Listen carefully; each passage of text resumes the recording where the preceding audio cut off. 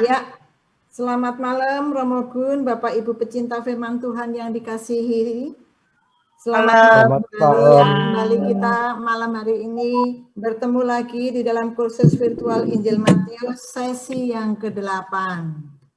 Ya, bersama tim KKS Santo Gabriel Pulau Gebang, selama 90 menit ke depan, malam hari ini kita akan belajar Injil Matius bab 11 dan 12. Dan seperti yang sudah diinfokan di layar, di slide, bahwa pada malam hari ini tidak ada kolektor selama kursus Injil Matius. Bagi Bapak Ibu yang ingin mengungkapkan rasa syukur, boleh memberikan persembahan kasih dan dapat disalurkan melalui rekening yang tercantum di slide atas nama PGDP Santo Gabriel. Ya. Oke, baik. Bapak Ibu, sebelum kita mengawali acara malam hari ini, mari kita hening sejenak dan kita berdoa pembukaan.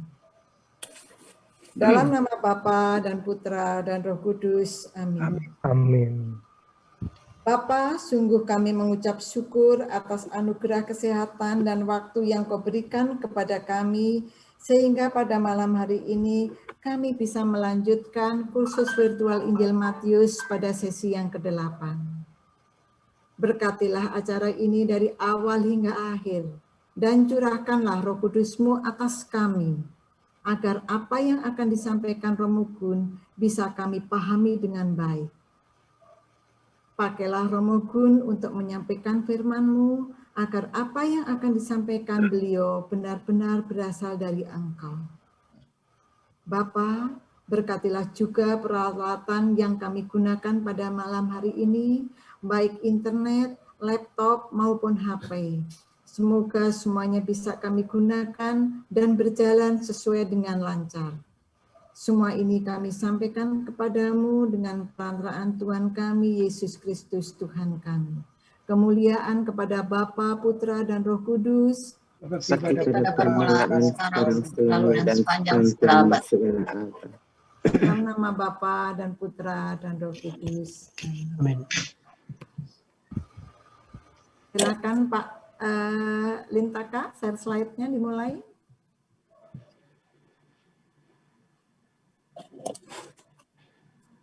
Ya, oke. Tadi saya sudah sebutkan ya, malam hari ini kita tidak ada kolektor. Jadi buat Bapak Ibu yang ingin memberikan persembahan kasih, silakan boleh transfer ke rekening 093-303-3349 atas nama PGDP Santo Gabriel. Next, Pak Lintaka.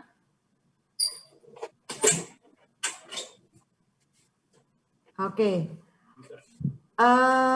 Seperti biasa, kami akan menyampaikan tata tertib untuk kursus pada malam hari ini.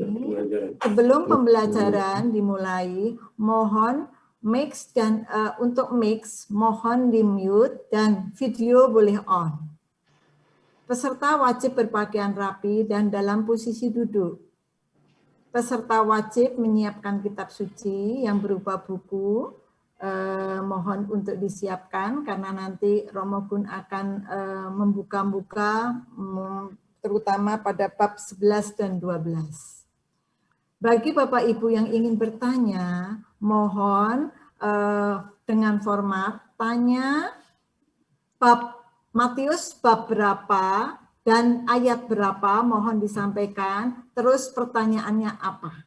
Nanti moderator akan membacakan pertanyaan Bapak Ibu dengan catatan bila waktu memungkinkan. Oke, next Pak Lintaka. Oke, pada malam hari ini seperti biasa kita akan mulai dari jam 19.15 dan nanti Romo Gun akan mulai pembelajarannya dari jam 19.35 sampai 20.35. Setelah itu kita akan masuk ke sesi tanya jawab.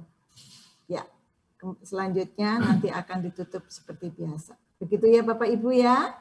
Oke, tanpa berkata panjang lebar, kita langsung masuk aja ke Romo Gunawan. Saya silakan waktu dan tempat kami persilakan untuk Romo Gunawan. Silakan Romo. Selamat malam saudara-saudariku terkasih, apa kabar? Sehat-sehat walafiat. Ya. Kita akan teruskan perjalanan permenungan kita melalui Injil Matius. Kita akan mencoba mengenal Yesus menurut Injil Matius, yang pasti berbeda dengan Injil-Injil yang lain. Sedikit review untuk mengingat apa yang sudah kita pelajari beberapa minggu yang lalu secara singkat saja. Dari awal kita sudah tahu bahwa Injil Matius itu ada 5 khotbah Yesus yang panjang. Kita sekarang sudah sampai pada khotbah yang kedua, kemudian ada narasi. 5 khotbah Yesus sesuai dengan 5 kitab Musa. Lalu sesudah khotbah atau sebelumnya juga ada narasi-narasi yang semuanya berjumlah 7. Angka 7 adalah angka suci dalam tradisi orang-orang Israel. Maka narasi dalam Injil Matius juga ada 7. Dan nanti atau minggu depan kita membicarakan tentang khotbah Yesus yang ketiga, yaitu tentang 7 perumpamaan. Jadi kalau dalam Injil Matius ada perumpamaan jumlahnya 7 karena angka 7 sesuai dengan pendahuluan kita yang kita pelajari bahwa silsilah Yesus ada 7, 14 kali 2 kali 3. Oleh karena itu Injil Matius menjadi Injil yang begitu banyak dipengaruhi atau begitu banyak kutipan-kutipan dari Perjanjian Lama. Sehingga orang-orang yang mendengarkan khotbahnya Yesus dalam Injil Matius adalah orang-orang yang punya latar belakang sangat kuat Perjanjian Lama atau Taurat Musa, yang kemudian Taurat Musa itu diingat terus sampai akhir zaman oleh orang-orang yang mendengarkan Matius tentang Yesus. Sehingga Yesus menjadi sebuah kisah tentang nubuat Perjanjian Lama yang dipenuhi oleh Yesus sendiri. Entah itu tentang kelahirannya, entah itu tentang karya-karyanya. Lalu khotbah yang kedua bab 10, lalu narasinya bab 11 dan bab 12. Kita akan sampai di situ bagaimana Yesus dan Yohanes Pembaptis. Bab 11, kalau bab 11 ayat 1 itu menjadi akhir dari seluruh khotbah yang sama. Bab 11 ayat 1, setelah Yesus selesai berpesan pada ke-12 muridnya, pergilah ia dari sana untuk mengajar dan memberitakan Injil dalam kota-kota mereka. Nah, saudara-saudara terkasih, sekarang kita melihat kisah-kisah yang terjadi setelah Yesus mengutus para muridnya. Kita melihat bab 10 kemarin, Yesus mengutus 12 muridnya. Pergilah, aku mengutus kamu seperti domba di tengah serigala. Kalau kamu ketemu orang yang menerima kamu, tinggallah di situ, berikanlah salam. Tapi kalau tidak diterima, pergilah, kebaskanlah debunya. Nah, bab 11 dan bab 12 adalah sebuah reaksi atas pewartaan Yesus dan pewartaan para murid. Bagaimana orang-orang pada zaman itu menanggapi pewartaan Yesus dan menanggapi kehadiran Yesus sendiri. Apa yang terjadi? Bab 11 dan bab 12 merupakan tema-tema mengenai ketidakpercayaan dan penolakan yang demikian menonjol dalam wejangan pertusan yang dikembangkan oleh Matius. Kita lihat dalam pendahuluan, Yesus sudah ditolak waktu ia masih kanak-kanak di Bethlehem. seorang yang bernama Herodes Agung bahkan mau membunuhnya, sehingga Yesus harus menyingkir ke Mesir. Penolakan atas Yesus yang sudah dimulai dari awal menjadi suatu peristiwa yang nyata dalam bab 11 dan 12 yang kemudian nanti akan berpuncak pada penolakan Yesus di kayu salib. Nah, apa yang terjadi di dalam Injil? Terjadi pada pribadi Yesus di bab 11. Di sana ada judul bab 11 ayat 2 dan seterusnya, Yesus dan Yohanes Pembaptis. Di dalam Injil Matius ada 3 cerita tentang Yohanes Pembaptis. Yakni pertama, ketika Yesus membaptis di Sungai Yordan, Yesus dibaptis oleh Yohanes. Yang kedua, kisah tentang murid-murid Yohanes yang menanyakan tentang Yesus. Nanti bab 14 akan diceritakan bagaimana Yohanes Pembaptis itu dihukum mati oleh Herodes Antipas. Jadi Herodes Antipas itu anaknya Herodes Agung. Di bab 2 Matius ada Herodes Agung mempunyai 3 anak, sebetulnya lebih, tetapi yang menonjol itu 3 anak yang diberi wilayah di Israel. Nah, yang di Yerusalem, Yudea itu Herodes Archelaus, lalu yang membunuh Yohanes Pembaptis itu adalah Herodes Antipas. Lalu yang berkuasa di selatan, di utara, paling utara itu adalah Herodes Filipus, maka di sana ada kota Kaisaria Filipi. Nah, Herodes Antipas ini nanti diceritakan dalam bab 14, kita bicarakan nanti saja, adalah yang membunuh Yohanes Pembaptis. Nah, sekarang kita baca bab 11, ayat 2 dan seterusnya.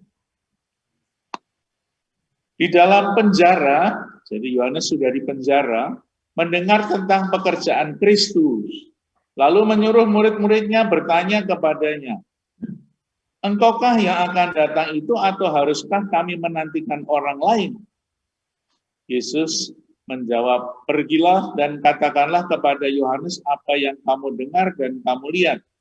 Orang buta melihat, orang lumpuh berjalan, orang kusta menjadi tahir, orang tuli mendengar, orang mati dibangkitkan, dan kepada orang miskin diberitakan kabar baik, dan berbahagialah orang yang tidak menjadi kecewa dan menolak Allah. Kita sudah melihat pekerjaan Yesus ini pada bab 8 dan bab 9.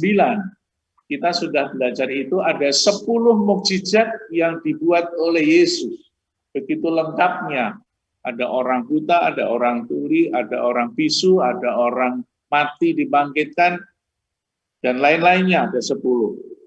Nah, kadang-kadang menjadi pertanyaan bagi beberapa orang, ini mengapa Yohanes Pembaptis menyuruh murid-muridnya kok bertanya kepada Yesus, engkaukah yang akan datang atau harus menantikan yang lain? Bukankah mereka bersaudara dan Yesus itu dibaptis oleh Yohanes? Kok ini kok tanya lagi? Kadang-kadang menjadi aneh. Bukankah Maria dan Elizabeth dalam Injil Lukas juga bersaudara?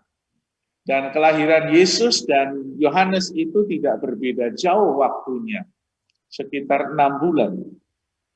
Dan Yohanes bahkan dalam bab 3 kan mengatakan juga, inilah anak yang kukasihi, itu ada suara Bapa dari surga. Tapi mengapa Yohanes Pembaptis ini bertanya, sebetulnya Mesias itu kamu atau bukan sih? Nah, di sini ada 2 pandangan yang sangat berbeda, ya, antara Yohanes yang masih dipengaruhi oleh berita-berita Perjanjian Lama, dan Yesus mau memperbaharui pandangan mereka tentang Perjanjian Baru. Nah, ketika Yohanes mendengar di penjara bahwa Yesus berbuat begitu banyak mukjizat, begitu banyak orang-orang miskin mendapatkan kabar berita. Ketika khotbah pertama bahkan berbahagialah mereka yang miskin di hadapan Allah dan lain sebagainya. Apa yang dipandang atau yang didengar oleh Yohanes tentang Yesus itu sesuai dengan apa yang diharapkan oleh kebanyakan orang-orang Israel atau orang-orang Yahudi. Apa yang mereka harapkan tentang Sang Mesias. Sudah sejak lama, sejak zaman Daud adalah orang yang paling hebat, paling terkenal, paling pandai, paling berpengaruh, dan orang yang seorang raja yang bisa menyatukan 12 suku dari atas sampai bawah kalau kita melihat petanya. Nah, ketika Raja Daud mati, diganti Salomo dan diganti raja-raja lain, bahkan kerajaan pecah jadi dua, yang utara namanya kerajaan Israel, yang selatan namanya kerajaan Yehuda. Itu tidak ada seorang raja pun yang sehebat Raja Daud. Maka saat itulah banyak orang Yahudi yang mengharapkan nanti ada seorang pemimpin lagi yang sehebat Daud yang bisa memimpin, dan bahkan pada zaman Yesus itu kan Yehuda, Yerusalem dijajah oleh kekaisaran Roma. Sehingga bahkan harapan mereka sampai begitu jelas, saya mengharapkan atau kita umat mengharapkan hadirnya seorang pemimpin seperti Daud yang akan membebaskan mereka secara politis, ya, mengalahkan kekaisaran Roma. Itulah harapan yang sangat kuat melekat di dalam diri umat Yahudi, umat Israel. Tetapi apa yang terjadi ketika Yesus datang ke dunia ini dan dia memperlihatkan pribadinya tidak sama dengan yang diharapkan oleh orang Israel, termasuk Yohanes Pembaptis, itu masih ada bau-bau perjanjian lama. Yohanes rupa-rupanya punya pandangan yang sama dengan orang-orang Israel atau orang-orang Yahudi lainnya, bahwa Mesias yang diharapkan datang adalah seorang pemimpin. Tetapi apa yang terjadi? Mereka harus berjumpa dengan Yesus yang bukan menampilkan sebagai Mesias, sebagai pemimpin, tetapi malah dekat dengan orang kecil, orang miskin, malah orang-orang buta bisa melihat, disembuhkan, orang lumpuh bisa berjalan, orang mati bisa hidup lagi, setan-setan diusir. Ini konsep yang sangat berbeda dengan Mesias yang diharapkan oleh orang-orang Israel. Dengan demikian, murid-murid Yohanes kemudian bertemu dengan Yesus dan bertanya, apakah engkau yang akan datang atau masih harus menunggu yang lain? Karena Mesiasnya orang Israel itu tidak seperti itu. Mesias orang Israel adalah pemimpin. Yesus tidak menjawab, tetapi dia hanya mengatakan, lihat saja apa yang kamu lihat di situ. Ya. Dikatakan di sana, ketika murid-murid Yohanes bertanya, engkaukah yang akan datang atau haruskah kami menantikan orang lain?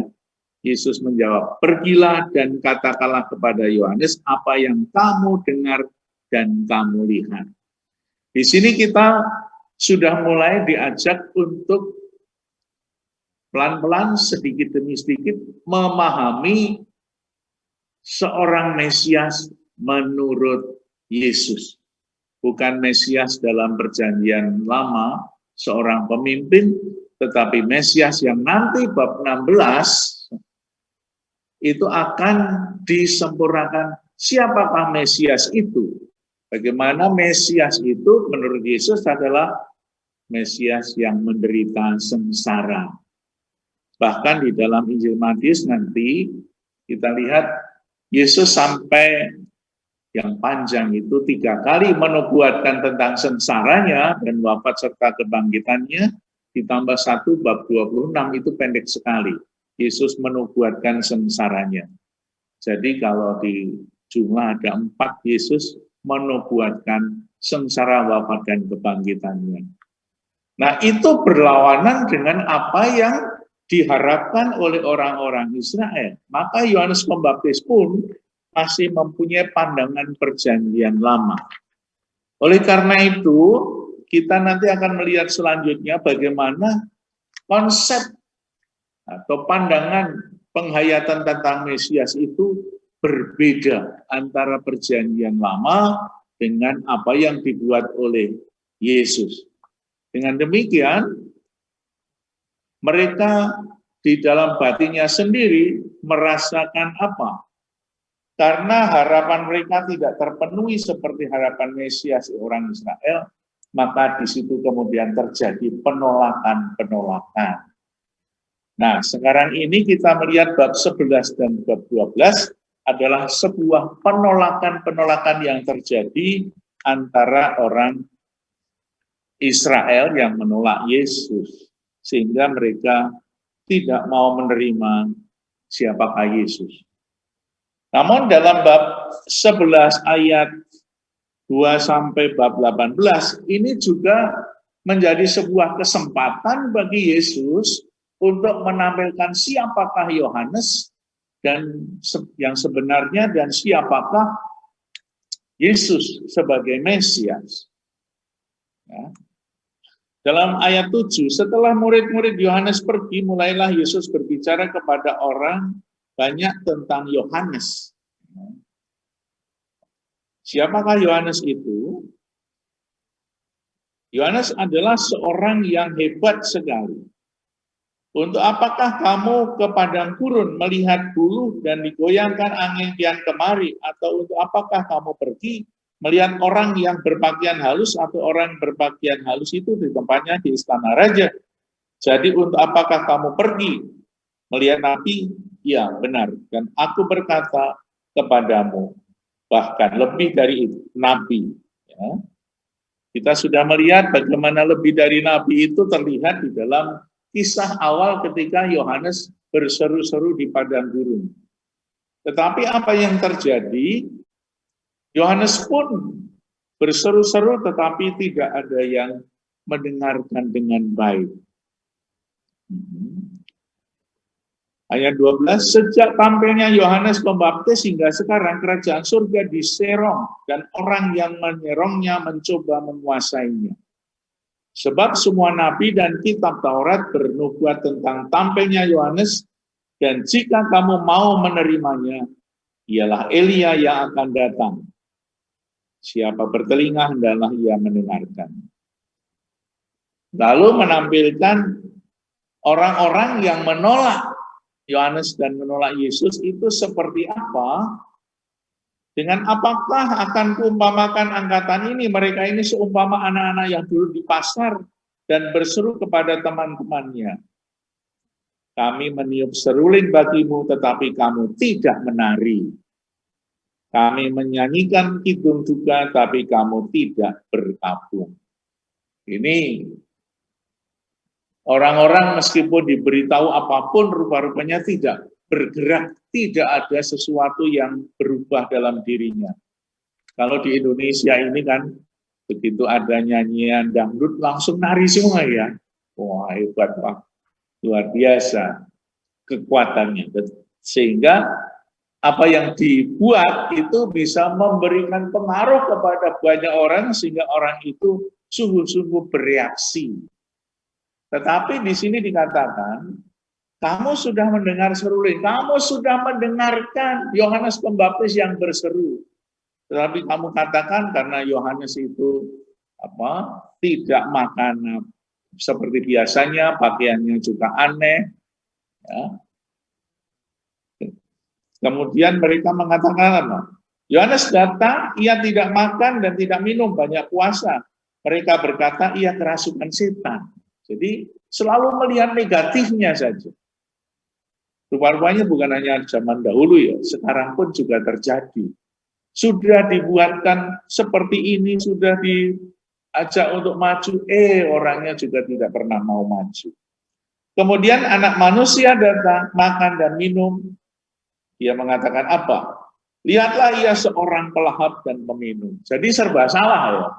Mau puasa dikatakan kerasukan setan, mau makan dan minum seperti Yesus, dikatakan dia seorang pelahap. Serba salah. Inilah salah satu reaksi yang terjadi ketika pewartaan itu dikumandangkan di sekitar Israel. Mulai tampak penolakan, tidak percaya kepada Yesus. Oleh karena itu kemudian karena tidak percaya kepada Yesus, Yesus kemudian mengecam beberapa kota. Kita lihat bagaimana Yesus mengecam beberapa kota, itu ada tampak di dalam bab 11 ayat 20. Kita lihat dalam peta, di sana ada, mungkin Pak Paul bisa menampilkan petanya. Lalu Yesus mulai mengecam kota-kota yang tidak bertobat. Kita lihat, jadi kalau membaca kitab suci, itu dengan peta akan sangat membantu pemahaman. Seperti Bapak Ibu mungkin waktu itu tidak mengira begitu jauh antara Bethlehem dengan Nazaret. Natal itu kan peristiwa perjalanan Bunda Maria dan Yosef dari Nazaret ke Bethlehem. Begitu jauh di dalam perjalanan itu. Nah, kita melihat juga mengapa Yesus mengecam beberapa kota, dan kota mana saja yang dikecam itu memberikan makna yang sangat dalam. Kita lihat, di sana ada lingkaran-lingkarannya. Yesus memulai mengecam kota-kota yang tidak bertobat. Coba kita lihat, kota mana yang dikecam oleh Yesus karena ketidakpercayaan mereka. Celakalah engkau Korazim. Mana Korazim? Korazim bisa digedekan nggak? Gedekan. Dibesarkan. Di bawahnya lagi sedikit. Iya. Korazim dan celakalah engkau Betsaida. Ya. Jadi yang dikecam itu adalah kota-kota Israel, ya, di sekitar Danau Galilea. Itu ada kota Korazim, kota Betsaida. Kita kenal, masih ingat, Betsaida adalah kota tempat kelahiran Petrus Andreas di sana. Ya. Berarti apa? Yang dikecam adalah kota-kota Israel atau orang-orang Israel yang tinggal di kota itu. Kita lihat selanjutnya. Karena jika Tirus dan Sidon terjadi mukjizat yang telah terjadi di tengah kamu, sudah lama mereka bertobat dan berkabung. Ada dua lingkaran, di depannya adalah kota Tirus dan kota Sidon. Itu bukan kota Israel. Ya. Bahkan orang-orang Israel mengatakan orang Tirus dan orang Sidon itu adalah orang-orang kafir. Kita baca selanjutnya dalam ayat berikut.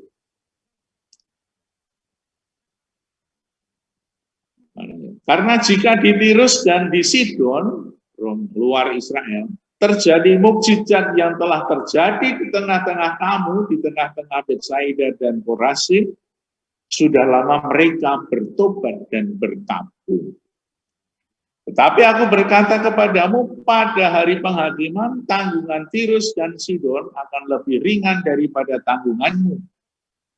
Dan kau, Kafarnaum, apakah engkau akan dinaikkan sampai ke langit? Tidak. Engkau akan diturunkan sampai ke dunia orang mati. Karena jika di Sodom terjadi mukjizat yang telah terjadi di tengah-tengah kota itu, tentu masih berdiri sampai sekarang. Tetapi aku berkata kepadamu, pada hari penghakiman, tanggungan negeri Sodom akan lebih ringan daripada tanggungan. Ya, kita melihat Orang-orang Kafarnaum, orang-orang Korazim dan Betsaida adalah orang-orang yang sering mendengar, bahkan sejak khotbah Yesus yang pertama, Yesus khotbah di bukit, itu di sekitar Danau Galilea, dekat Kafarnaum, sebelahnya sedikit dekat Betsaida dan dekat Korazim. Dari situ Yesus mau memberikan pelajaran apa kepada mereka? Pandangan orang Yahudi terhadap orang-orang luar Yahudi itu sangat jelek. Pandangan orang-orang Israel terhadap orang luar Israel itu dianggap apa? Dianggap kafir. Kita kemarin bab 7 ayat 6 itu kita melihat anjing dan babi. Mereka sungguh-sungguh memandang orang luar Israel itu parah, tidak diselamatkan karena bukan darah Abraham, Ishak dan Yakub, sehingga meskipun mereka berbuat baik kayak apapun, tidak akan mampu mengangkat mereka untuk masuk kepada keselamatan. Tetapi menurut pandangan orang Israel, meskipun mereka itu penjahat luar biasa, kalau darahnya itu darah Abraham, seperti dalam silsilah darah Abraham, urut terus, mereka itu pasti selamat. Itulah pandangan lama, pandangan perjanjian lama.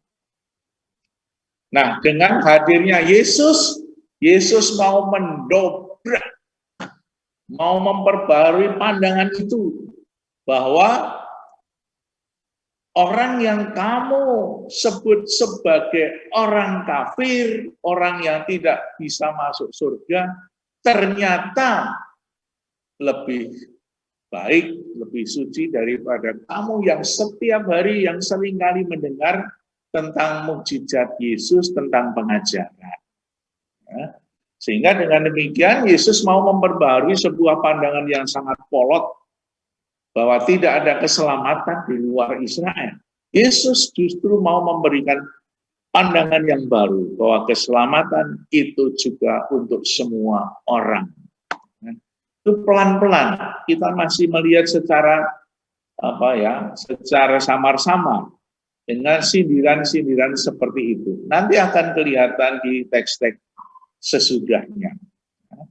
Kalau untuk kita apa aplikasinya? Kita orang Katolik, kita orang Kristiani kan setiap kali mendengar suara Tuhan. Kita diajar oleh Allah sendiri melalui Yesus, melalui gereja.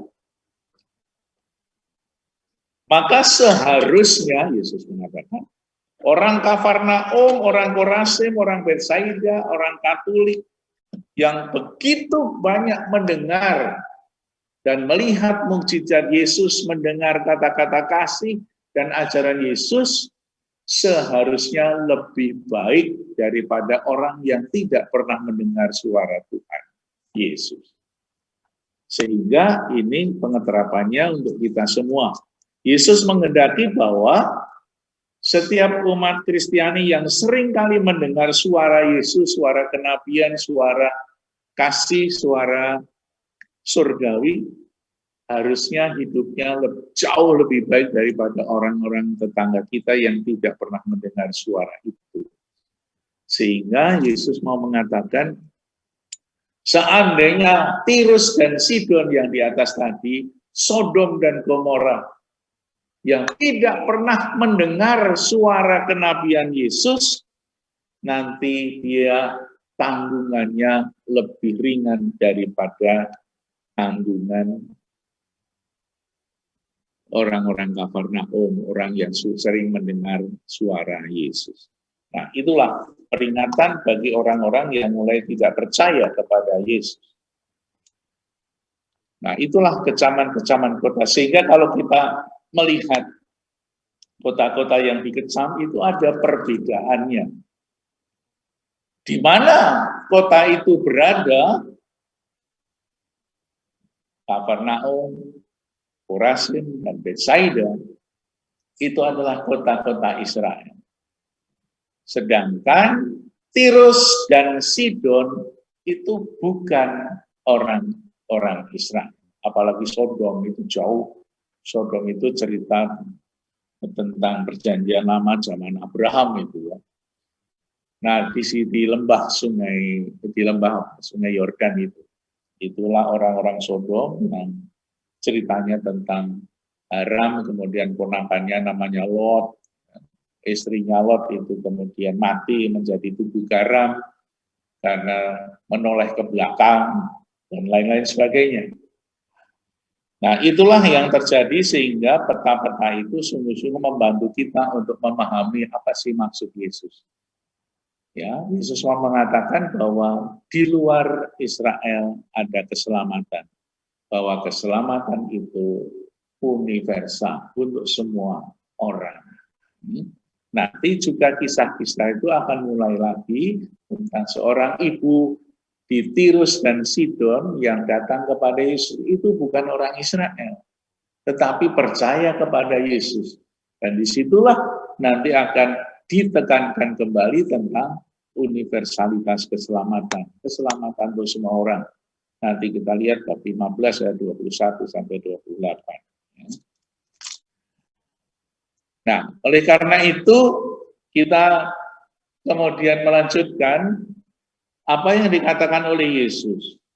Ketika orang-orang sudah mulai tidak percaya, hanya sekelompok kecil saja yang mau dan bisa memahami siapakah Yesus itu dalam ayat 25.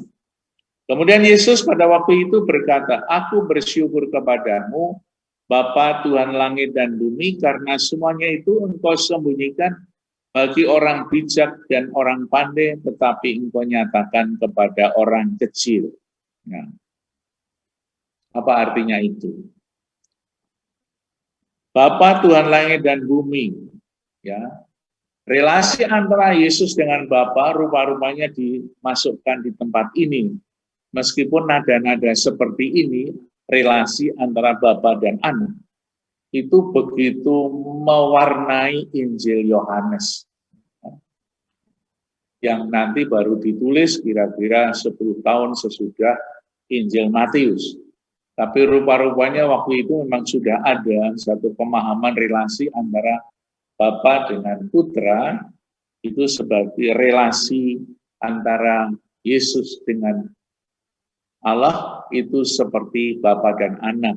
Yesuslah yang mengenal dan mengetahui betul siapakah Bapa itu. Nah, tetapi apa yang terjadi?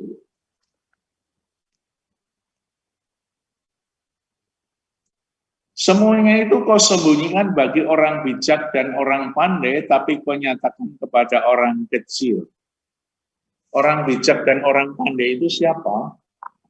Kalau di dalam dunia orang-orang Israel adalah para pemimpin agama Yahudi. Mereka merasa paling pandai sebagai guru yang sudah belajar bertahun-tahun. Lalu orang kecil itu siapa? Orang kecil adalah orang-orang Kristiani yang percaya kepada Yesus, yang waktu itu jumlahnya juga masih kecil. Sehingga apa? Orang-orang yang merasa hebat, merasa bijaksana, merasa pandai, itu tidak mau mendengarkan suara Yesus. Bagaimana orang Yesus, orang desa, orang Nazaret, masa mau mengajar orang-orang atau pemimpin agama Israel yang sudah bertahun-tahun belajar Alkitab. Maka orang-orang pinter dan orang bijak itu tidak mau mendengar suara Yesus. Nah, kadang-kadang saya mikir, orang pandai itu memang orang-orang Israel itu kan pandai-pandai ya. Sampai sekarang kita bisa melihat orang yang sangat pandai itu asal-usulnya dari sana. Lalu siapakah itu orang bijaksana? Juga orang-orang Israel. Tetapi kalau kita melihat lebih luas ke seberang, itu orang Yunani itu mengatakan dia adalah orang paling bijaksana. Karena apa? Para filosof, filsafat, ahli filsafat yang ada di dunia ini banyak yang berasal dari Yunani. Filsafat Plato, ada teori-teori tentang demokrasi, teori tentang matematika itu hampir semua berasal dari Yunani. Jadi Yunani itu merasa diri sebagai orang bijak, ahli filsafat. Kata filsafat itu berasal dari kata filosofia, cinta akan kebijaksanaan. Maka rupa-rupanya orang yang pandai dan orang bijaksana punya latar belakang seperti itu. Namun rupa-rupanya kepandaian dan kebijaksanaan bukan menjadi sebuah jaminan untuk mengenal Yesus, Sang Mesias itu. Karena mereka sudah terbelenggu oleh kepandaiannya sendiri, pandangannya sendiri, maka tidak mampu menerima hal-hal yang baru di dalam pengajaran dan kehidupan mereka. Lalu ayat 28. Marilah kepadaku semua yang letih lesu dan berbeban berat, aku akan memberikan kelegaan kepadamu. Beban berat apa yang dialami oleh orang-orang Israel, umat Kristiani yang berasal dari orang-orang Yahudi, kok sampai merasakan beban berat yang luar biasa. Dan Yesus sampai mengajak, datanglah kepadaku, kamu yang berbeban berat. Aku akan memberikan kelegaan kepadamu. Ya. Kalau kita melihat perjanjian lama, saudara-saudara, beban berat itu yang pertama terjadi adalah aturan-aturan yang ada di dalam kitab perjanjian lama. Ya. Apa yang ada di sana? Orang-orang yang merasa diri sebagai ahli Taurat itu senantiasa mengajarkan tentang aturan-aturan hukum yang ada di dalam perjanjian lama, dalam ajaran-ajaran Taurat. Kalau kita hitung, bayangkan saja hitung, ada 613 aturan yang menjadi beban bagi orang-orang Israel. Maka datanglah kepadaku kalian yang letih lesu dan berbeban berat. Bebannya berat sekali, harus menyangga aturan-aturan yang ada di dalam dunia orang-orang Israel. Nanti kita akan melihat aturan Sabat, aturan tentang cuci tangan, cuci kaki, cuci kendi, aturan tentang makanan, aturan tentang perjalanan, macam-macam. Itu ada 613 ayat. 613, berat banget ya. Kalau mau masuk surga katanya harus bisa melaksanakan 613 itu. Kita pernah mendengar bagaimana Paulus pernah cerita, kalau nggak salah, dalam suratnya kepada umat di Filipi, bab 3 ayat 4-9. Paulus mengatakan, aku ini orang Israel sejati, aku ini orang Ibrani, aku ini orang Farisi yang tidak ada cacatnya dalam melakukan aturan-aturan hukum Taurat. Paulus ketika menjadi Farisi, untuk menjadi Farisi itu harus belajar 6 tahun. Dan Paulus membanggakan diri, saya ini orang Farisi yang sejati, semua aturan aku laksanakan dengan sempurna. Dengan demikian, mereka kemudian percaya barang siapa mampu untuk melakukan hukum Taurat secara sempurna, langsung otomatis masuk surga. Nah, ini pandangan lama. Pandangan lama mengatakan, kalau saya mengikuti aturan, loncat langsung selamat masuk surga. Ini perjanjian lama. Ya. Maka kalau kita semua juga punya pandangan seperti itu, aku kan tiap hari sudah ke gereja, doa rosario, doa novena, harusnya otomatis masuk surga. Lalu Yesusnya di mana? Peran Yesus di mana? Ya. Maka perjanjian baru itu pandangannya terbalik dengan perjanjian lama. Ya. Terbaliknya di mana? Terbaliknya adalah kita semua ini sudah diselamatkan oleh Yesus melalui perjuangannya di kayu salib, berkorban sampai mati demi keselamatan kita. Jadi yang menyelamatkan kita manusia itu bukan perbuatan kita, usaha kita. Ya, usaha kita tidak ada artinya kalau kita bandingkan tangan kanan dan tangan kiri ya.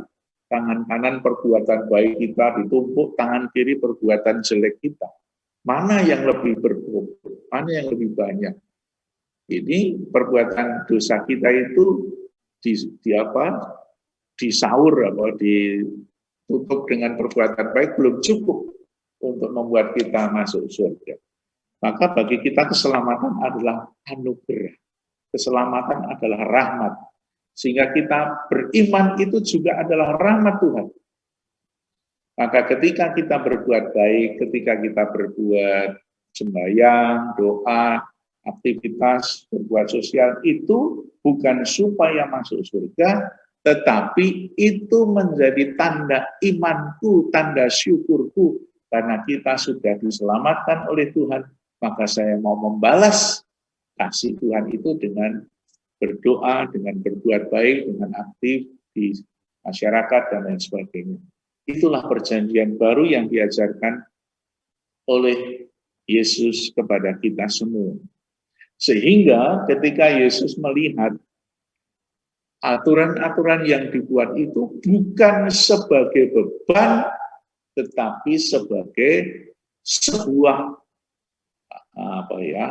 sebuah tanda cinta kita. Sehingga kalau kita mencintai orang lain itu kita tidak merasa terbebani, bukan? Ya. Kalau saya menyiapkan calon pengantin itu lagi kanonik, itu kan mereka saling mencintainya luar biasa. Mereka tidak pernah cemberut ketika datang, selalu ketawa, senyum, penuh semangat karena mau nikah. Jejernya aja mepet-mepet.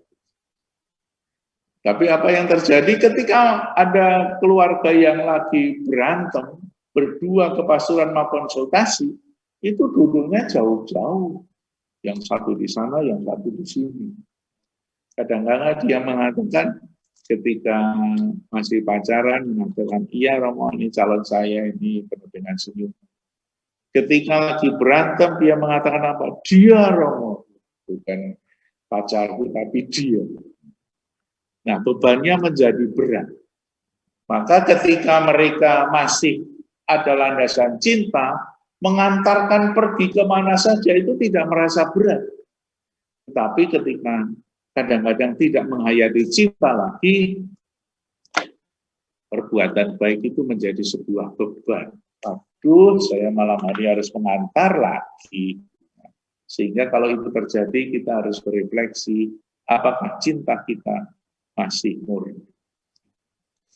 Nah, maka Yesus mengajak kita kepadanya, pikulah kuk yang kupasang, belajarlah padaku karena aku lemah lembut dan rendah hati, dan jiwamu akan mendapat ketenangan, sebab kuk yang kupasang enak dan bebanku pun ringan. Ya. Jadi kalau kita melaksanakan seluruh perintah Yesus dengan penuh kasih dan sukacita, beban itu tidak akan menjadi sebuah beban yang berat, tetapi beban yang penuh sukacita. Sehingga ketika kita harus berkorban, mengorbankan waktu, tenaga, uang dengan penuh sukacita, itu akan membahagiakan, bukan menjadi sebuah beban. Nah, kadang-kadang kalau kita di lingkungan itu juga seperti itu ya. Ada banyak aturan, tetapi kalau itu tidak dilandasi oleh iman dan cinta, akan menjadi beban yang berat. Tapi kalau kita punya iman dan cinta, semuanya itu akan kita jalani dengan ringan dan dengan penuh sukacita. Karena iman kita kepada Kristus. Itulah bab 11 yang menjadi gambaran dari penolakan orang-orang Israel kepada Yesus. Kita akan lanjutkan penolakan berikutnya, Dengan memakai apa? Dengan memakai ayat-ayat kitab suci dalam perjanjian lama. Bab 12 mulai dengan apa? Tentang persoalan Sabat yang kemudian diperpanjang. Nah, kalau kita melihat aturan Sabat yang ada dalam perjanjian lama, kita melihat misalnya dalam Keluaran 35 ayat 1. Salah satu dari 613 aturan-aturan yang ada di Israel, ini salah satunya adalah aturan Sabat. Ya. Coba kita lihat Keluaran 35 ayat 2. Mau baca di sini atau di teks sendiri silahkan. Ya. Kitab Keluaran, mana tadi kok hilang? Kitab Keluaran bab 35 ayat 2. Supaya kita bisa melihat mengapa Yesus diancam ketika dia melanggar hari Sabat. Ternyata peraturan hari Sabat itu ada di dalam kitab Taurat Musa yang sangat berat. Ya. Kita lihat Keluaran 35 ayat 2. 6 hari lamanya boleh dilakukan pekerjaan, tetapi pada hari yang ke-7 haruslah ada perhentian kudus bagimu. Yakni Sabat, hari perhentian penuh bagi Tuhan. Setiap orang yang melakukan pekerjaan pada hari itu haruslah dihukum mati. Bayangkan itu.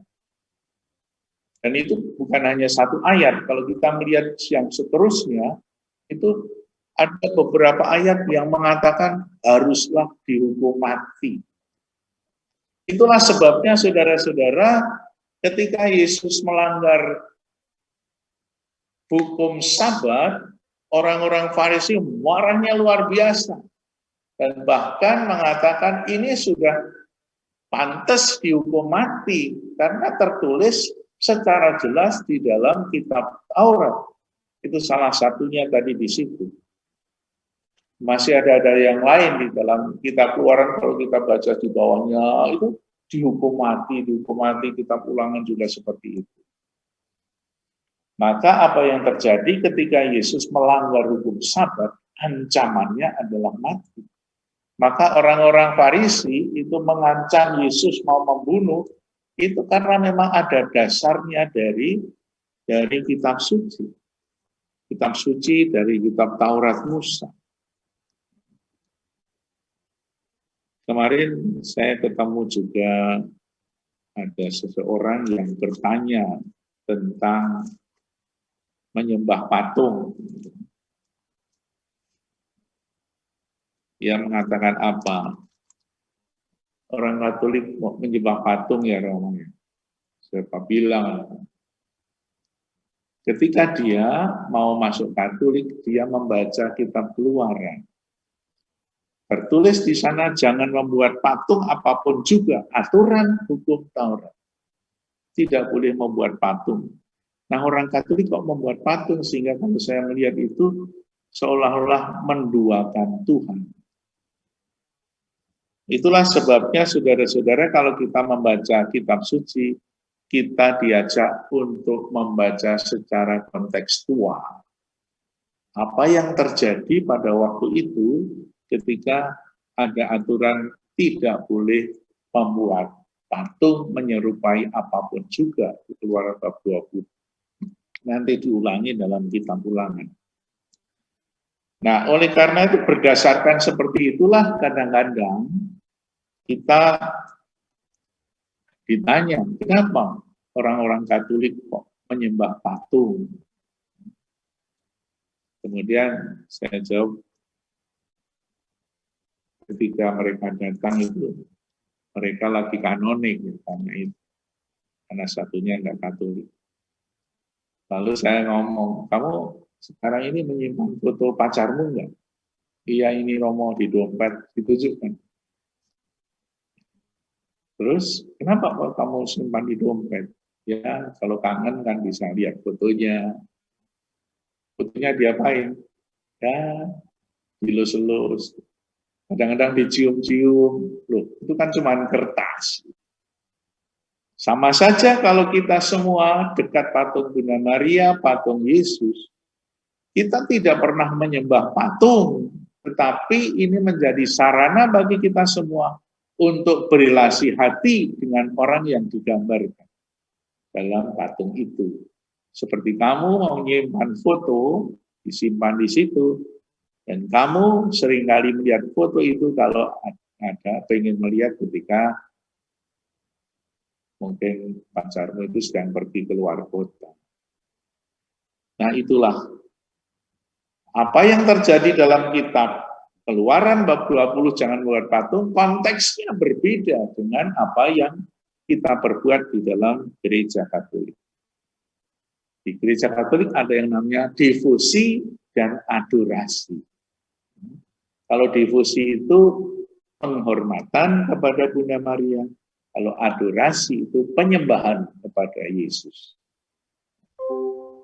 Nah, oleh karena itu, ketika Yesus melanggar hukum Sabat, ditegur hebat, dan bukan hanya 1-2 kali Yesus membuat itu.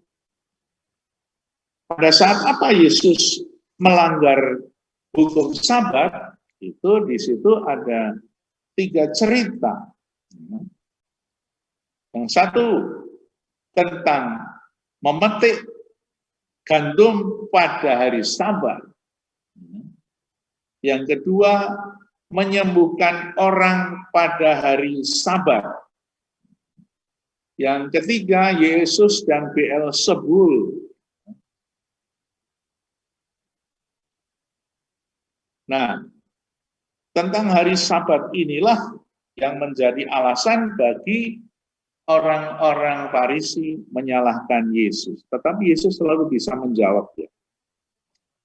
Cerita pertama, memetik bulir gandum. Pada waktu itu, pada hari Sabat, Yesus berjalan di ladang gandum karena lapar. Murid-muridnya memetik bulir gandum dan memakannya. Melihat itu, lihatlah, dia berkata kepada orang Farisi, lihatlah murid-muridmu berbuat sesuatu yang tidak diperbolehkan pada hari Sabat. Tapi Yesus menjawab kepada mereka, tidakkah kamu baca apa yang dilakukan Daud ketika ia dan mereka yang mengikutinya lapar? Bagaimana ia masuk ke dalam rumah Allah dan bagaimana mereka makan roti sajian yang tidak boleh dimakan, baik olehnya maupun oleh mereka yang mengikutinya, kecuali oleh imam-imam. Ya, jadi persembahan yang ada di altar di mezbah itu juga hanya diperbolehkan oleh imam-imam, dimakan oleh imam-imam. Maka Yesus menjawab seperti itu. Bagaimana ia masuk ke dalam rumah Allah, bagaimana mereka makan roti sajian yang tidak boleh dimakan kecuali oleh para imam. Nah, ini melanggar hari Sabat juga kan? Sehingga orang-orang Farisi tidak siap. Ternyata tidak hafal teks-teks perjanjian lama. Sehingga mereka gelagapan tidak bisa membela diri lagi. Lalu yang kedua, tidakkah kamu baca dalam kitab Taurat bahwa pada hari-hari Sabat, imam-imam melanggar hukum Sabat di bait Allah, namun tidak bersalah. Lalu Yesus mau menampilkan diri siapakah? Memperkenalkan diri pelan-pelan. Tadi Yesus memperkenalkan diri tentang Mesias yang akan datang, beda dengan Mesias lama. Pelan-pelan, ini Yesus mengatakan, di sini ada yang melebihi bait Allah. Nah, ini memperkenalkan lagi Yesus bukan sembarang manusia, bukan bait Allah seperti itu. Ini ada yang melebihi bait Allah. Lalu Sabat yang kedua, Yesus masuk ke rumah ibadat, tetapi di situ ada seorang yang mati sebelah tangannya. Mereka bertanya kepadanya, bolehkah menyembuhkan orang pada hari Sabat? Bingung mereka. Mereka tidak bisa menjawab. Dia diam karena mau mempersalahkan dan melihat apakah Yesus melakukan sesuatu pada hari Sabat. Karena apa? Di dalam Taurat dikatakan harus dihukum mati. Tapi Yesus berkata kepada mereka, jika seorang dari antara kamu mempunyai seekor domba dan domba itu berjalan terjatuh ke dalam lubang pada hari Sabat, tidakkah ia akan menangkap dan mengeluarkannya? Bukankah manusia itu jauh lebih berharga daripada hari Sabat? Nah, inilah satu pembaharuan yang terjadi ketika Yesus hadir. Supaya apa? Tulisan-tulisan perjanjian lama itu tidak hanya ditelan mentah-mentah, tetapi bagaimana harus dicerna dengan akal sehat. Sehingga hari Sabat bukan menjadi beban bagi manusia, tetapi kita memakai aturan supaya kita bisa memuji dan memuliakan Tuhan, bukan menjadi penderita. Artinya orang itu disembuhkan pada hari Sabat, apa yang dikatakan oleh orang-orang Farisi, lalu keluarlah orang-orang Farisi itu dan bersekongkol untuk membunuh dia. Ya. Jadi bersekongkol itu kan suatu kata yang sudah jelek banget. Sekarang ini mungkin banyak yang bersekongkol juga ya. Luar biasa. Nah, kemudian Yesus memperkenalkan diri sebagai hamba Tuhan, Mesias yang ditampilkan menjadi lebih dalam lagi. Bukan Mesias sebagai pemimpin, nanti adalah seorang Mesias, seorang hamba yang menderita. Dikatakan di sana, ia tidak berbantah dan tidak berteriak. Ketika Yesus diarak di kayu salib, Yesus sebagai hamba Yahweh yang menderita. Bentar lagi ya. Lalu kemudian ketika Yesus berhadapan dengan orang Farisi lagi, mengusir setan. Ini ada setan lagi ya. Di dalam bab 8 ayat 28 kita sudah membicarakan tentang Yesus yang mengusir setan, satu-satunya yang ada di Pirasa. Lalu di sini Yesus dan Beelzebul. Kemudian dibawalah seorang kerasukan setan, orang itu buta dan bisu. Lalu Yesus menyembuhkannya sehingga si bisu itu berkata-kata dan melihat. Maka takjublah sekalian orang banyak itu katanya, ia ini anak agaknya, anak Daud. Tapi ketika orang Farisi mendengarnya, mereka berkata, dengan Beelzebul, penghulu setan, kepala setan, ia mengusir setan. Tapi Yesus mengetahui pikiran mereka, lalu berkata, setiap kerajaan yang terpecah-pecah pasti binasa. Setiap kota atau rumah tangga yang terpecah-pecah tidak akan bertahan lama. Demikian juga iblis demikian juga kalau iblis mengusir iblis, ia pun terbagi-bagi dan melawan dirinya sendiri. Bagaimanakah kerajaan akan bertahan? Ya, itulah yang terjadi. Dan Yesus mau menyatakan lebih dalam lagi, siapakah Yesus itu? Kalau iblis mengutus iblis, itu kan pecah kerajaan iblis. Tapi kalau kuasa Allah yang tampil dalam diri Yesus mengusir setan, maka disitulah Allah bekerja. Nah, di sini ditambahkan lagi di hadapan orang Farisi siapakah Yesus, bahwa Yesus adalah pribadi yang punya kuasa. Aku mengusir setan dengan kuasa, kalau mengusir setan dengan Beelzebul, kuasa siapakah pengikut-pengikutmu mengusirnya? Sebab itu mereka lah yang akan menjadi hakim. Tetapi jika aku mengusir setan dengan kuasa Roh Allah, maka sesungguhnya kerajaan Allah sudah datang kepada. Ini sudah berkali-kali kita baca, ya. Yang kadang-kadang sulit, yang di bawah ini seringkali ditanyakan. Ayat 31. Sebab itu aku berkata kepadamu, segala dosa dan hujat manusia akan diampuni, tetapi hujat terhadap Roh Kudus tidak akan diampuni. Seperti apa itu? Saya, segala hujat dan dosa kepada anak manusia itu akan diampuni.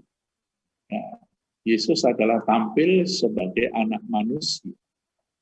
Tetapi kalau mengucap Roh Kudus, itu Allah sendiri mengusir atau menyingkirkan Allah, tidak percaya akan kehidupan dan segala-galanya yang diciptakan Allah, maka kita berarti membuang Tuhan sendiri. Maka suatu pohon kamu katakan baik, maka baik pula buahnya. Segala suatu pohon kamu katakan tidak baik, maka tidak baik juga buahnya. Sebab dari buahnya pohon itu dikenal. Hei kamu keturunan ular beludak, bagaimana kamu dapat mengucapkan hal yang baik, sedangkan kamu sendiri jahat. Ini sudah dikatakan ketika Yohanes Pembaptis itu berseru di padang gurun di bab 3. Orang-orang Farisi disebut sebagai ular beludak yang tidak bisa menghasilkan barang-barang yang baik. Berikutnya tanda Yunus. Mereka masih tidak percaya penolakan mereka masih minta tanda Yunus. Tanda Yunus itu apa? Mereka minta tanda, tapi mereka hanya diberi tanda Nabi Yunus. Mereka mau meminta Yesus, kuasa manakah yang kamu dapat dari mana? Tanda apakah? Aku minta tanda kalau kamu memang berasal dari Allah. Tetapi karena para orang Farisi tidak percaya kepada Yesus, maka dia tidak memberikan tanda-tanda selain tanda Nabi Yunus. Kita masih ingat cerita itu ya. Nabi Yunus itu adalah cerita sebetulnya cerita kritik besar untuk orang-orang Israel. Dan Yunus itu kan orang Israel. Lalu dia diutus ke Ninive. Kalau kita ingat kota Ninive, itu adalah kota di mana kerajaan Asyur itu ada, ibu kotanya Ninive. Ya, jadi jauh dari Israel, dari Yerusalem. Ninive itu di daerah Irak, disebut sebagai kelompok atau kota orang kafir yang sangat jahat. Maka Yunus diutus untuk ke Ninive. Ya. Tapi Yunus tidak mau. Lalu dia dicaplok ikan, lalu dilempar ke sana. Sebuah kritikan yang tajam dari Perjanjian Lama sudah mulai. Kritikan terhadap orang-orang Israel. Seperti Naaman dari Syria, janda dari Sarfat, itu semacam itu. Artinya apa? Orang-orang Ninive itu kan jauh dari Yerusalem. Mengapa Yunus justru diutus untuk pergi ke tempat orang kafir, bukan ke Yerusalem?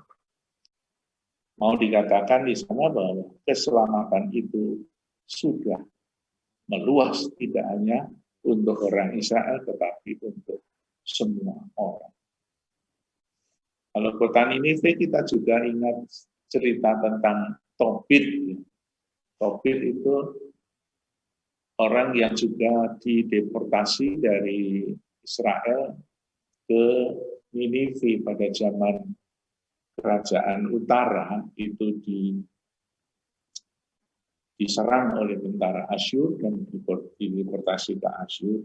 Di sana termasuk Tobit yang terbawa. Lalu itu ceritanya Tobit dan Tobia dan Sarah itu di Ninive. Sebentar lagi. Kembalinya roh jahat itu agak susah. Apabila roh jahat keluar dari manusia, ia pun mengembara di tempat-tempat yang tandus mencari perhentian. Tapi ia tidak mendapatinya, lalu ia berkata, aku akan kembali ke rumah yang telah kutinggalkan itu. Maka pergilah ia dan mendapati rumah itu kosong, bersih, tersapu, dan rapi teratur. Lalu ia keluar dan mengajak 7 roh lain yang lebih jahat daripada dan mereka masuk ke berdiam di situ, maka akhirnya keadaan orang itu lebih buruk daripada sebelumnya. Apa itu maksudnya? Nah, dulu di dalam pemahaman orang-orang Israel itu ada roh-roh jahat itu tinggalnya di padang gurun. Maka ketika Yesus digoda oleh setan di dalam Matius 4 ayat 1-11, di sana Yesus dibawa ke padang gurun untuk dicobai iblis. Nah, itu ada orang Israel yang selalu berpegang percaya bahwa iblis itu tinggalnya di padang gurun. Dalam bab 8, Yesus mengusir setan, lalu setannya itu digerasa, itu juga semacam padang gurun. Nah, lalu artinya apa ketika setan itu masuk rumah 7 lebih berat? Artinya ketika Yesus itu mewartakan tentang kerajaan Allah, dan orang menjadi percaya, itu setan-setan iblis-iblis itu sudah pergi dari rumah, dari hatinya dan kembali ke padang gurun. Tetapi karena dalam kisah-kisah sebelumnya itu mereka menolak kehadiran Yesus sehingga hatinya menjadi kosong. Dan saat orang itu hatinya kosong akan didatangi oleh iblis yang 7 kali lebih berat daripada sebelumnya. Maka hati-hati kita semua yang hatinya kosong, orang-orang seringkali gampang kesamber setan katanya. Sehingga kadang-kadang ngomel, macam-macam yang tadi. Lalu yang terakhir adalah Yesus dan sanak saudara. Ketika Yesus masih berbicara dengan orang banyak, ibunya dan saudara-saudaranya berdiri di luar berusaha menemui dia. Maka seorang berkata kepadanya, lihatlah ibu-ibu dan ibumu dan saudara-saudaramu ada di luar dan berusaha menemui engkau. Tapi Yesus menjawab kepada orang yang menyampaikan berita itu, siapakah ibuku dan siapakah saudaraku? Lalu katanya sambil menunjuk ke arah murid-muridnya, inilah ibuku dan saudara-saudaraku. Sebab siapapun yang melakukan kehendak Bapakku di surga, ialah saudara laki-laki dan dia saudaraku perempuan, ialah ibuku. Kadang-kadang kalau membaca ini bisa salah paham. Ada orang yang menafsirkan begini, tuh Yesus saja tidak peduli sama ibunya datang jadi dibiarkan saja. Mengapa kita menghormati Bunda Maria? Itu yang seringkali ditafsirkan salah. Kalau orang yang menafsirkan seperti itu pasti belum pernah membaca Injil Matius secara keseluruhan. Artinya apa? Matius ingin menampilkan sebuah nilai surgawi yang mengatasi relasi biologis, bahwa menjadi saudara dalam Kristus itu lebih indah, lebih berbobot daripada relasi biologis. Maka Yesus datang untuk apa? Bukan hanya untuk saudara dalam arti biologis, tetapi Yesus datang untuk seluruh umat manusia yang mencintai kebenaran dan melakukan apa yang diajarkan oleh Yesus. Dengan demikian, relasi rohani itu jauh lebih penting, lebih dalam daripada relasi jasmani. Sehingga Yesus mau mengajarkan tentang nilai terdalam dari kasih yang sejati. Amin. Semoga bisa diterima. Amin, Mo. Amin, Bapak Ibu. Ternyata masih mute semuanya ya. Terima kasih Romo atas pengajarannya untuk bab malam hari ini, bab 11 dan 12. Sebelum ditutup, apakah ada pengumuman dari Romo untuk minggu berikutnya, Mo? Minggu depan kita mulai khotbah Yesus yang ketiga, bab 13, kemudian kisah-kisahnya bab 14, 15. Ya. Nanti bab 16 itu bab yang agak khusus. Itu peralihan antara kerajaan surga dengan gereja. Bab 16. Tapi bab 13 khotbah Yesus yang ketiga adalah tentang perumpamaan. Perumpamaannya ada 7. Angka 7 adalah angka yang sangat indah, yang menggambarkan kesempurnaan dan campur tangan Tuhan. Itu nanti ada bab 13. Kalau di dalam Injil Markus, perumpamaan itu hanya ada 5. Kalau di dalam Matius angka 7 sesuai dengan angka yang ada dalam tradisi kitab suci Perjanjian Lama juga.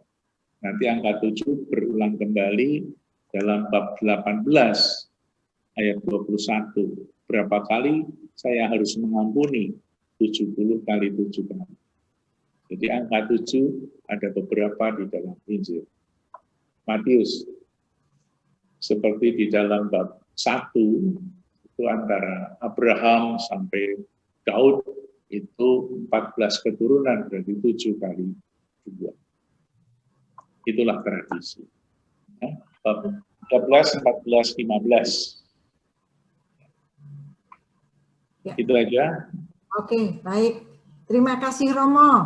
Terima kasih Bapak Ibu atas partisipasinya dan terima kasih atas kebersamaan malam hari ini. Mari kita tutup pertemuan kita malam hari ini dengan sebelum kita say goodbye. Yuk, kita tutup yuk. Kita hening dulu. Dalam nama Bapa dan Putra dan Roh Kudus. Amin.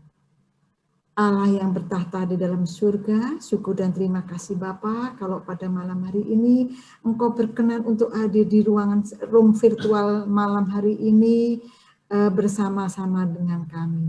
Terima kasih atas penyertaan-Mu dari awal hingga akhir, sehingga pada malam hari ini apa yang disampaikan Romo Gunawan pada malam hari ini benar-benar itu akan terpatri di dalam hati kami masing-masing. Bapa, semoga apa yang disampaikan Romo Gun akan menjadikan pedoman buat kami untuk melangkah di hari-hari selanjutnya. Sebentar lagi kami akan undur diri dari room virtual ini. Berkatilah kami ya Bapa melalui Romo Gunawan. Silakan Romo. Tuhan sertamu dan sertamu. Semoga kita semua diberkati oleh Allah yang Maha Kuasa, Bapa dan Putra dan Roh Kudus. Amin. Terima kasih. Sampai jumpa. Terima kasih Bu Re. Terima kasih Romo. Terima kasih Bu Re. Thank you Bu Re. Thank you bye. Terima kasih Romo. Minta Kak bisa foto. Foto. Udah tuh foto. Pada bubar.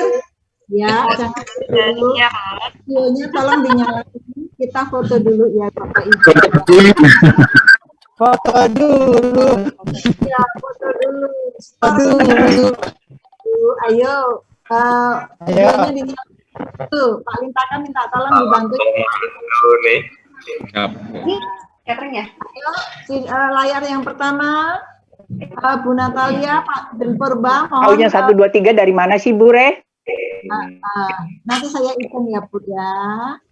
Bu Veronica Harni, Bu Natalia, tolong dibuka videonya layar pertama. Ya, siap ya, layar pertama. Senyum ya. Ayo senyumnya mana?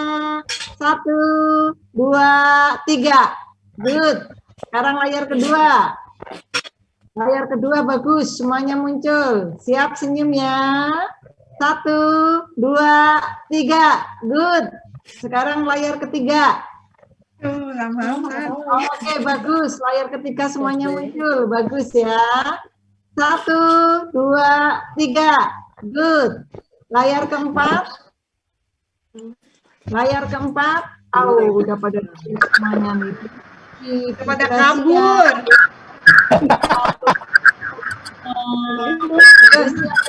Kita layar keberapa?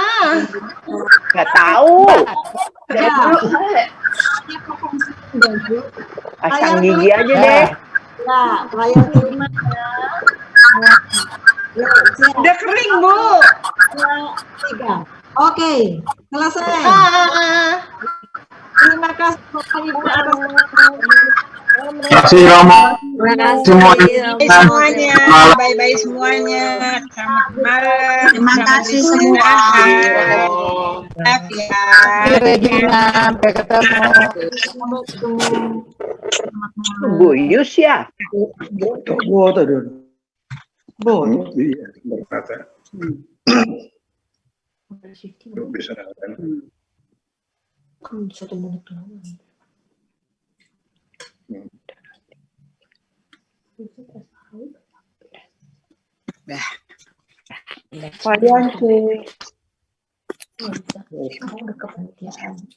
Terus betul. Lebih gue bilang. Terima kasih ya Romo Gun. Yo, Pak Pran. Ya Bapak Ibu mohon pamit dulu. Kasihan Bu Selvi udah capek itu. Enggak, Pak Fran.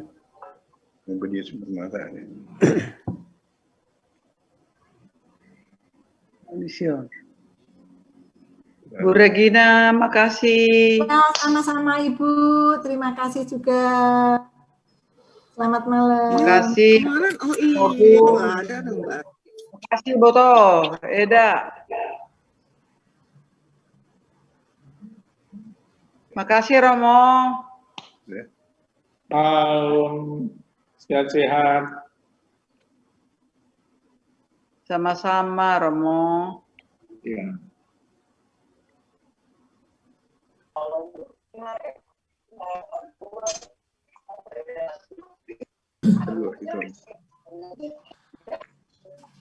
Mamanya Billy meninggal guring. Oh, begitu. Malam ini mau?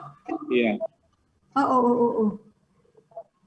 Tadi pagi udah nggak ikut ya Bu Billy ya? Tadi pagi masih ikut. Oh, masih ikut. Iya. Mamanya siapa? Bu Biliana. Bu Biliana. Lingkungannya Bu Selvi. Lingkunganku, Bu Billy. Iya. Mamanya yang di mana? Yang di Australia. Mama mertua kan Bu mau? Oh, mertua. Oh, Iya, mertua. Oke. Mama mertuanya berarti yang di Jakarta. Udah beberapa hari di ICU.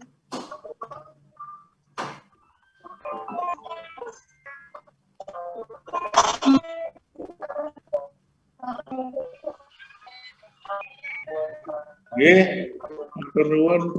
Masih berapa yang ikut tadi ya?